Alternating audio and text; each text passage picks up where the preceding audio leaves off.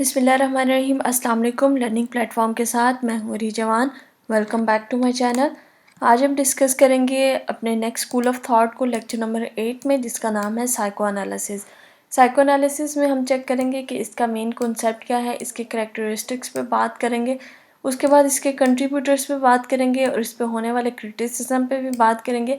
At the end हम देखेंगे कि इसने साइकोलॉजी के अंदर क्या कंट्रीब्यूशंस किए हैं। सबसे पहले देख लेते हैं कि साइको एनालिसिस होता क्या है, ये इनका मेन कॉन्सेप्ट क्या था।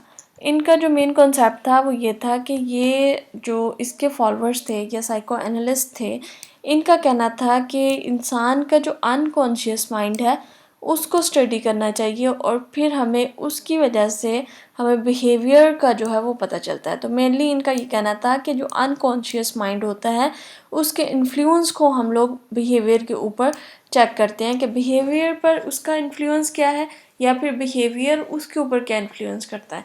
तो ये दो चीज़ें थी। This school of thought emphasise the influence of unconscious mind on behaviour. उसके बाद इनका जो दूसरे इन्होंने बात की थी, इनका जो मेन रीज़न था साइकोलॉजी के अंदर फेमस होने का वो ये था कि इन्होंने एबनॉर्मल पर्सनस के ऊपर बात की थी और एबनॉर्मल पर्सन के ऊपर बात करने के साथ साथ इन्होंने मेंटल डिसऑर्डर्स की जो ट्रीटमेंट है उसको भी इन्होंने आगे बढ़ाया था साइकोलॉजी के अंदर कि मेंटल डिसऑर्डर का ट्रीटमेंट किस तरह से किया जाता है, ये किस तरह से किया जा सकता है। इसका एक मेन कॉन्सेप्ट दिया था रिकॉर्डिंग। इनका जो मेन फोकस था वही के कॉन्शियस अनकॉन्शियस माइंड के ऊपर। इन्होंने माइंड के एलिमेंट्स पे बात नहीं की, माइंड के जो स्ट्रक्चर है उस पर बात नहीं की, माइंड का जो फंक्शन है उस पर बात नहीं की। इन्होंने बात की थी कि कॉन्शियस माइंड कॉन्शियस लेवल क्या होता है, माइंड के लेवल्स पे बात की थी कि माइंड का लेवल क्या होता है। माइंड कॉन्शियस लेवल होता है, अनकॉन्शियस लेवल होता है और आपके पास जो है वो सब ये प्री कॉन्शियस लेवल होता है। ये तीनों हम आगे चल के बात करेंगे। उसके बाद इन्होंने कहा था कि जो अनकॉन्शियस माइंड होता है ना, इनका मेन फोकस इस चीज़ के ऊपर था और इसी की मदद से इन्होंने मेंटल हेल्थ डिसऑर्डर्स जो है ना उसको उसका ट्रीटमेंट करना स्टार्ट किया था, उनको ट्रीट करते थे ये। और इनकी जो टेक्निक्स थी, मेन टेक्निक्स, उनमें ड्रीम इंटरप्रिटेशन आ जाती है और फ्री एसोसिएशन आ जाती है। ये दो टेक्निक्स जो हैं इनकी मेजर टेक्निक्स है जिनको यूज़ करके ये मेंटल डिसऑर्डर का जो है वो ट्रीट करते थे।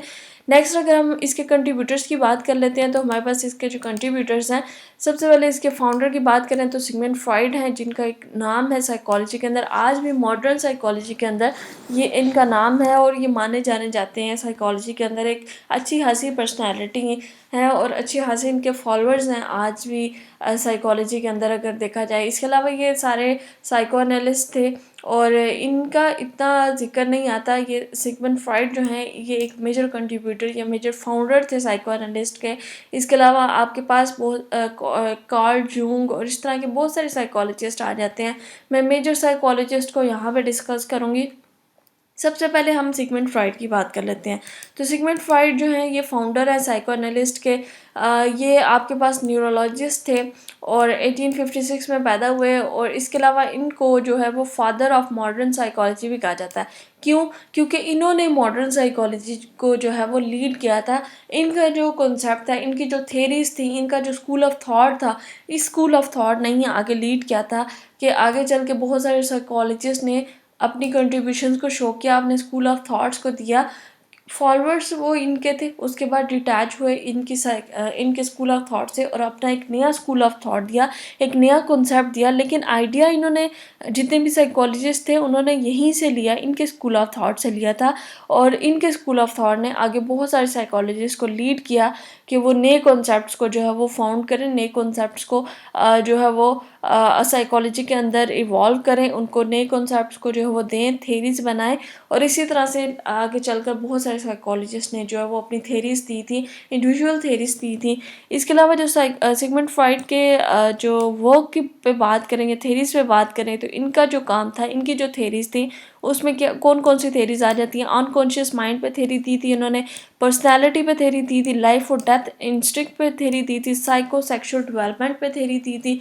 इसके अलावा इन्होंने एक मैकेनिज्म बताया था, डिफेंस मैकेनिज्म, कि हम किसी भी सिचुएशन के अंदर अगर होते हैं, कोई भी पर्सन किसी भी सिचुएशन के अंदर अपने आप को किस तरह से डिफेंस करता है, अपने आप को उस कंडीशन के अंदर किस तरह से रिस्पॉन्स के लिए तैयार करता है। ठीक है, तो ये चीज़ें इन्होंने बताई थी। ये सारी जो थेरीज़ हैं इंशाल्लाह हम अपने आगे आने वाले लेक्चर्स के अंदर जब इनकी थेरीज़ को इन डिटेल हम लोग पर्सनैलिटी के चैप्टर को डिस्कस करेंगे तो उसमें हम लोग इनकी थेरीज़ को कम्प्लीटली इन डिटेल हम लोग डिस्कस करेंगे इंशाल्लाह।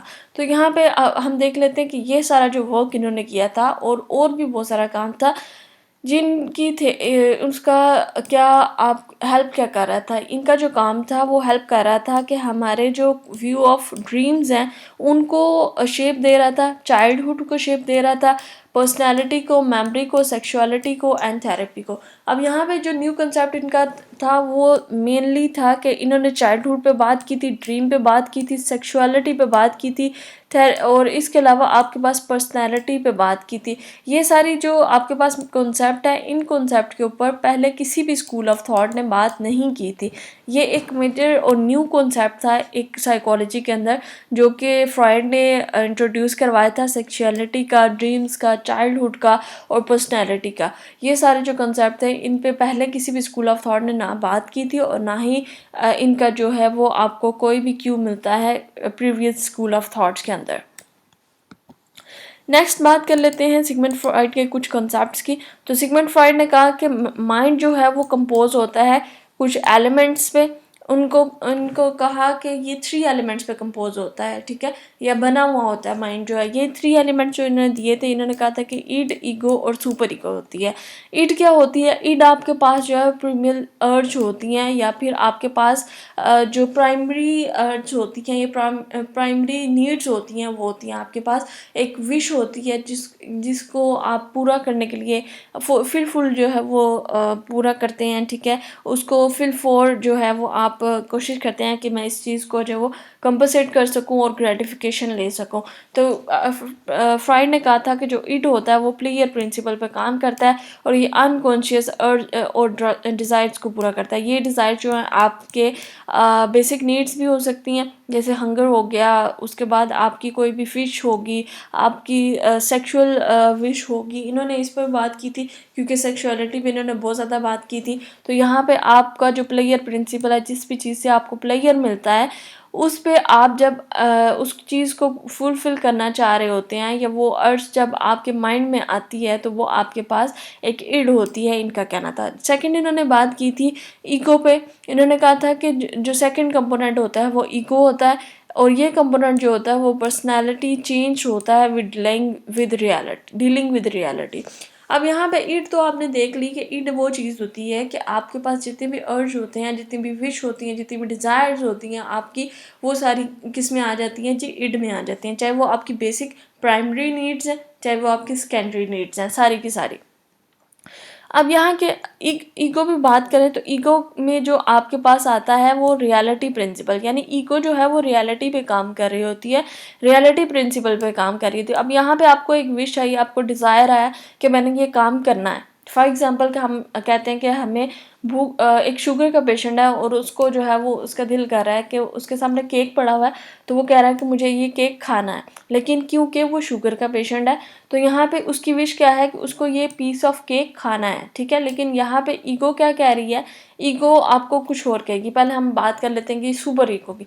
सुपर ईगो जो है वो मोरल प्रिंसिपल पे काम करती है, मोरालिटी पे काम करती है। आपके कल्चर से रिलेटेड जितने भी रूल्स एंड रेगुलेशंस होती हैं, आपके रिलीजन से रिलेटेड, आपकी जो ये जो डील कर रही होती है आपके रिलीजन, आपके कल्चर, आपके कंट्री, जितने भी रूल एंड रेगुलेशंस होते हैं उनके ऊपर।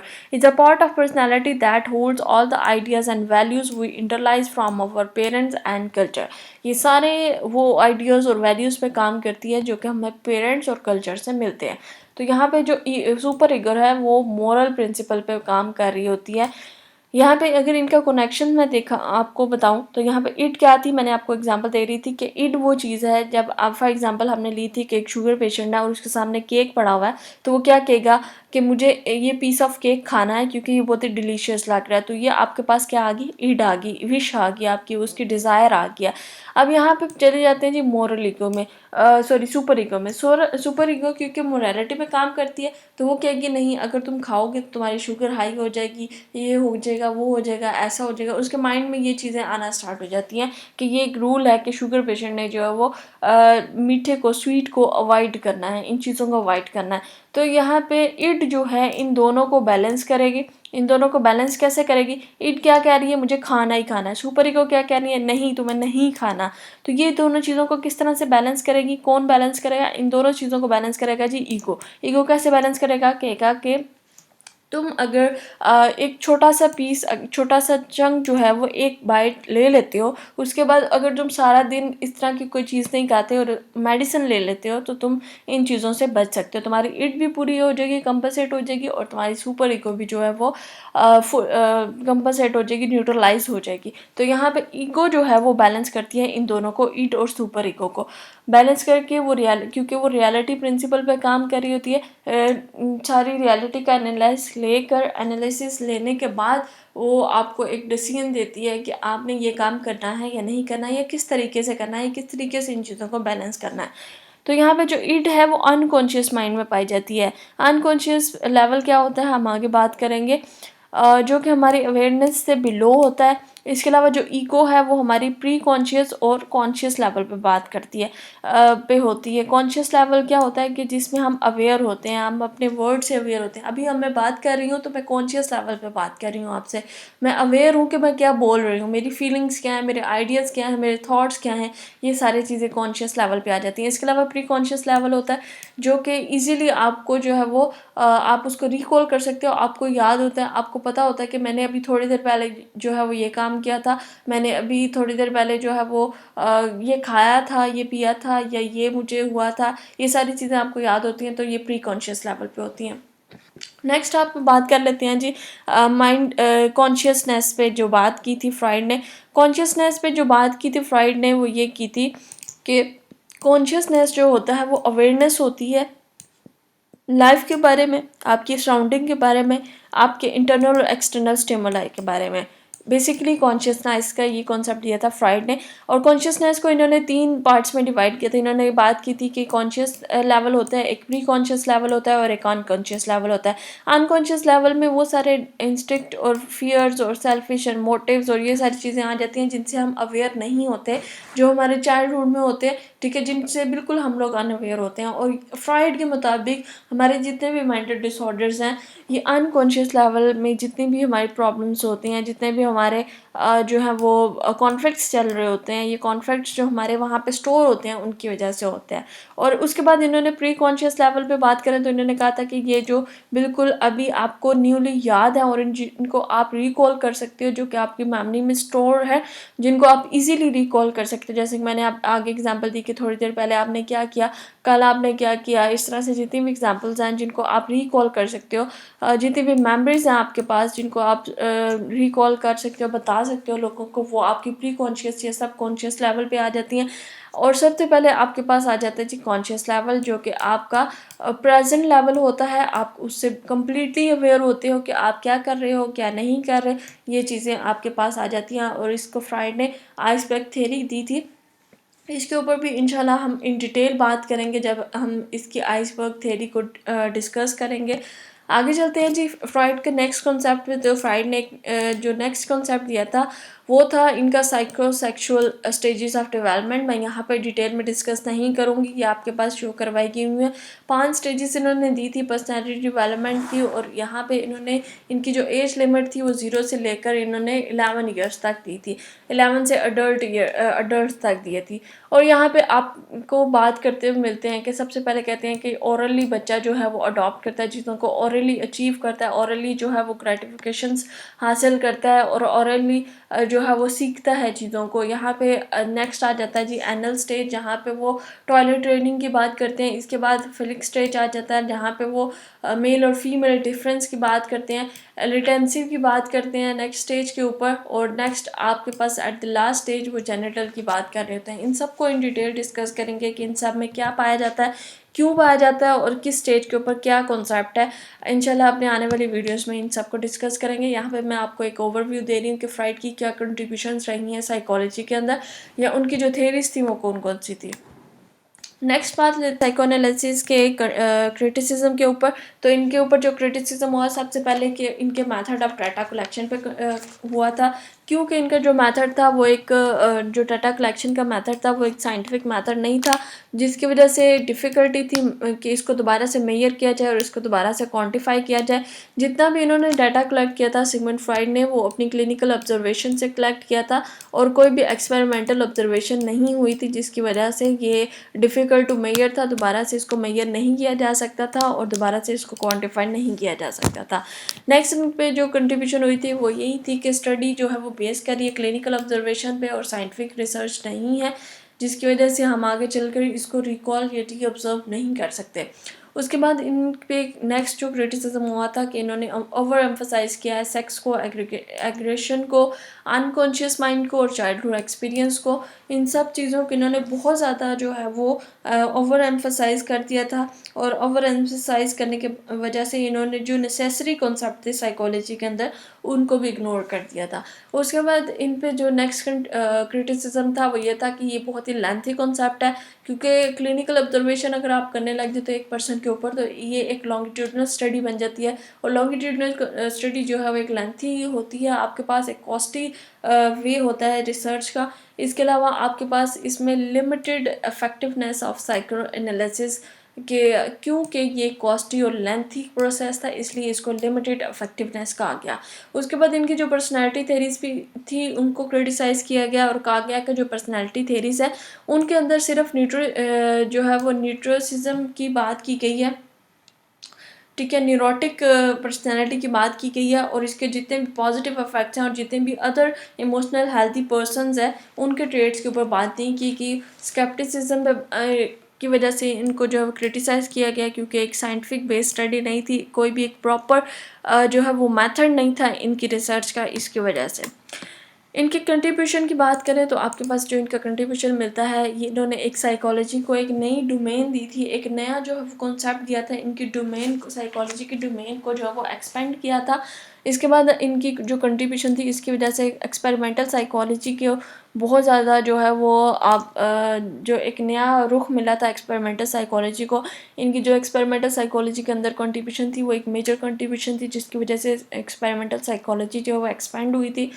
नेक्स्ट अगर इनके कंट्रीब्यूशन की बात करें तो इन्होंने जो first theory of personality theory दी थी, और इससे पहले किसी भी इंसान ने जो पर्सनालिटी थेरी नहीं दी थी साइकोलॉजी के अंदर, किसी भी स्कूल ऑफ थॉट के अंदर आप चेक कर लें वहाँ पे पर्सनालिटी थेरी नहीं पाई जाती। फर्स्ट पर्सनालिटी थेरी जो है वो इन्होंने फ्रॉइड ने दी थी। उसके बाद साइकोएनालिसिस पे बात करें तो इन्होंने जो आपके पास साइकोएनालिसिस में इन्होंने डील किया था जो क्रॉनिक मेंटल डिसऑर्डर्स हैं, क्रॉनिक मेंटल डिसऑर्डर को इन्होंने डील किया था और इन्होंने कहा था कि इनकी जो मेजर टेक्निक्स थी ड्रीम एनालिसिस और ड्रीम इंटरप्रिटेशन और फ्री एसोसिएशन, इसको यूज़ करके आप इन मेंटल डिसऑर्डर्स का जो वो ट्रीट कर सकते हैं।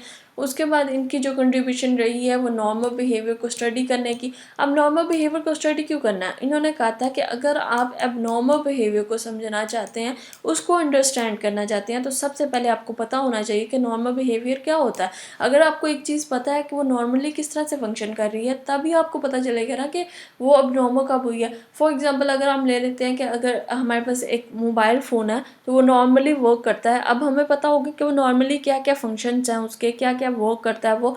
जब उसमें कोई प्रॉब्लम होगी, खराबी होगी, तभी हमें अवेयरनेस होगी कि अब इसमें अगर ये फंक्शन जो है वो प्रॉपरली परफॉर्म कर रहा था, अब इसमें ये फंक्शन जो है प्रॉपरली परफॉर्म नहीं हो रहा, जिसकी वजह से हम कहेंगे कि इसके अंदर जो है कोई ना कोई प्रॉब्लम आ गई है। तो फ्रॉइड का यही कहना था कि अगर हम नॉर्मल बिहेवियर को अंडरस्टैंड कर लेते हैं, ह्यूमन के नॉर्मल बिहेवियर को स्टडी कर लेते हैं, उसको अंडरस्टैंड कर लेते हैं कम्प्लीटली, तब भी जाके हमें पता चलता है कि उसका अब नॉर्मल बिहेवियर क्या है और हम उसको स्टडी कर सकते हैं। इसके अलावा इन्होंने सेक्शुअल इम्पल्सिस पे बात की थी, जो कि एक नया कॉन्सेप्ट था साइकोलॉजी के अंदर, एक नई बात थी और एक नया कॉन्सेप्ट दिया था इन्होंने कि जो साइकोलॉजिकल जो आपके पास ड्राइव्स होती हैं, ये इम्पल्सिस होती हैं, अगर इनको इम्प्रेस किया जाए, ठीक है, अगर इनको कहते थे कि अगर इनको आप रिप्रेस कर देते हैं, अगर ये नीड्स फुलफिल नहीं होती, इनको आप रिप्रेस कर देते हैं, तो आगे चलकर ये आपके लिए बहुत ही प्रॉब्लम्स क्रिएट करती हैं, आपको सर्वाइवल में जो है वो डिफ़िकल्टीज आती हैं।